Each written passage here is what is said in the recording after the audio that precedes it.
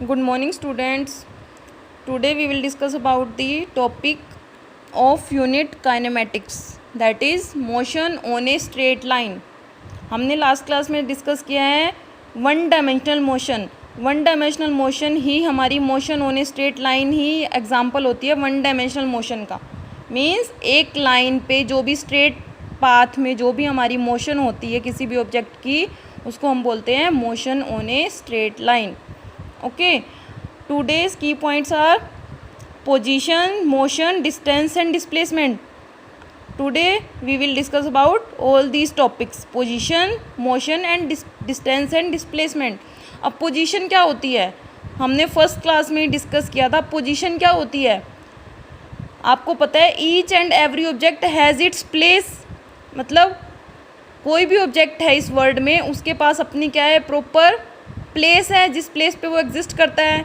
जैसे I have my own position, मेरे पास मेरी अपनी पोजीशन है.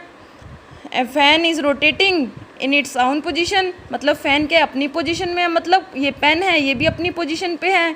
मीन्स कोई भी ऑब्जेक्ट है इस यूनिवर्स के अंदर has its own place, that is called its position.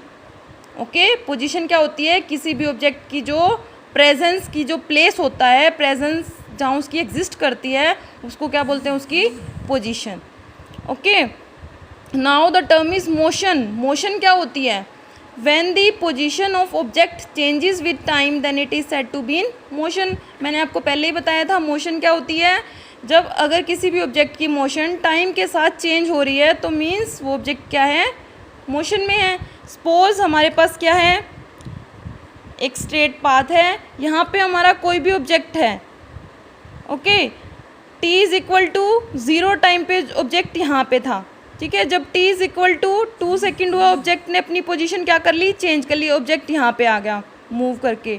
t is equal to 3 second पे ऑब्जेक्ट ने अपनी फिर पोजीशन चेंज कर ली.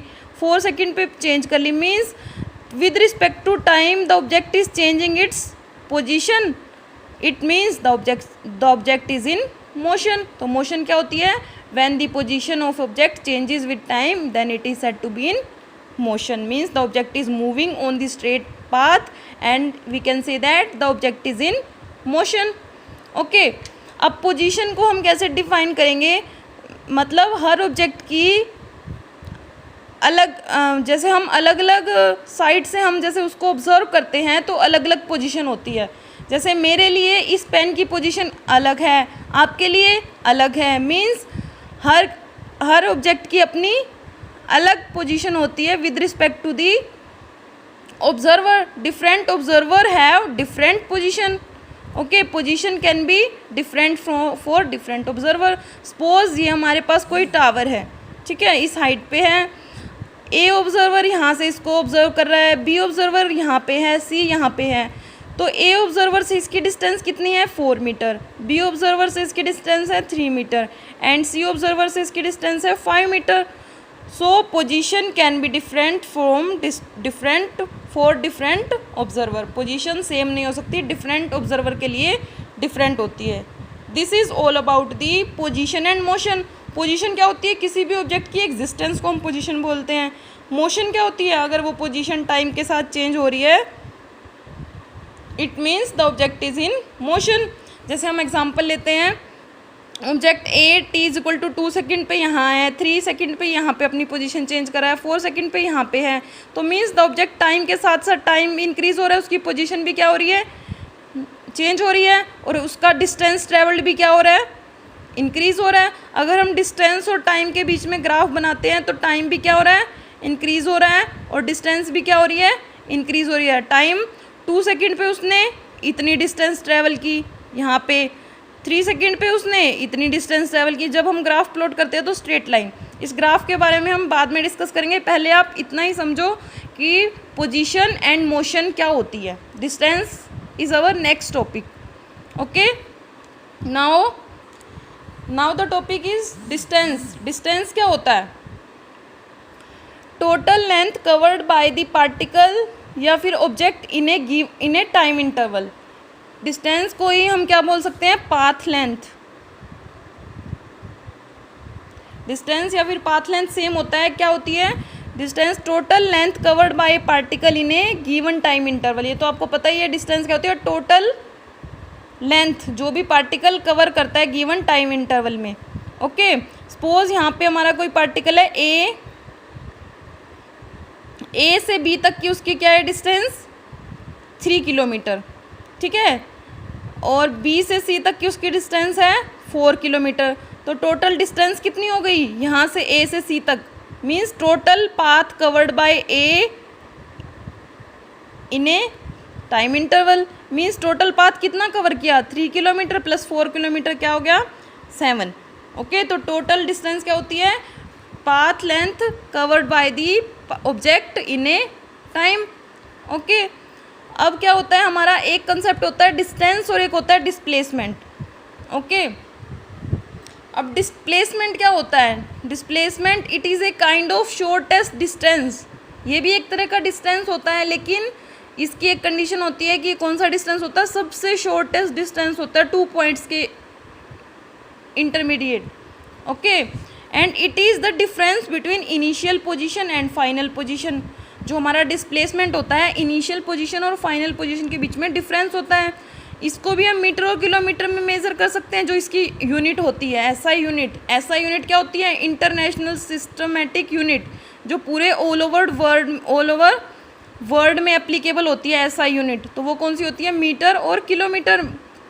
ओके, डिस्प्लेसमेंट क्या होता है, पॉजिटिव भी हो सकता है, नेगेटिव भी हो सकता है और ज़ीरो भी हो सकता है। ओके, और डिस्टेंस क्या होता है, हमेशा ही डिस्टेंस ऑलवेज पॉजिटिव होता है, ठीक है, ना ही नेगेटिव होता है और ना ही ज़ीरो होता है। क्लियर। डिस्टेंस और डिस्प्लेसमेंट में क्या डिफरेंस है, डिस्टेंस क्या होता है, total length covered by the particle in A time interval. Displacement क्या होता है, the shortest distance between 2 position initial and final. Okay, it can be positive, negative and zero, it is always positive. अब जो हमारा displacement होता है ये हमारी क्या होती है, वेक्टर क्वांटिटी होती है। मींस वेक्टर हमारी 2 क्वांटिटीज होती हैं, एक होती है स्केलर और एक होती है हमारी वेक्टर। स्केलर क्वांटिटीज़ क्या होती है, फिजिक्स में यूज़ होती हैं जो quantity, these are those physical quantity that have only magnitude, जिसके पास केवल मैग्नीट्यूड होता है। मैग्नीट्यूड क्या होता है, मैथमेटिकल वैल्यू 1 2 3, मतलब इसका गिवन मैग्नीट्यूड फिक्स है। एंड वेक्टर क्वांटिटी क्या होती है, जिनके पास मैग्नीट्यूड भी होता है और डायरेक्शंस भी होती हैं। These are those quantities that have both magnitude and direction. और वेक्टर को हम कैसे डिफाइन करते हैं, उसके ऊपर एरो मार्क कर देते हैं। ये क्या है, वेक्टर की symbolic representation. Okay, vector quantities क्या होती हैं, जो हमारी फिजिक्स में यूज़ होती हैं और जिनके पास मैग्नीट्यूड भी होता है और डायरेक्शन भी होती है। ओके, अब डिस्टेंस क्या होता है, जैसे हमने एक पाथ कंसीडर कर लिया, हमारा A B C D 4 points है ऑन ए सर्कल, ठीक है। अब हमें A to B तक जाना है, एक ऑब्जेक्ट को A से B तक लेके जाना है। तो जो हमारा हमें पता है कि सर्कल की जो सर्कमफ्रेंस होती है वो कितनी होती है, 2πr होती है टोटल डिस्टेंस। ओके, तो हमें A से B तक लेके जाना है, मीन्स ये भी इसकी रेडियस R है, ये भी इसकी रेडियस R है। तो ये जो डिस्टेंस होगी,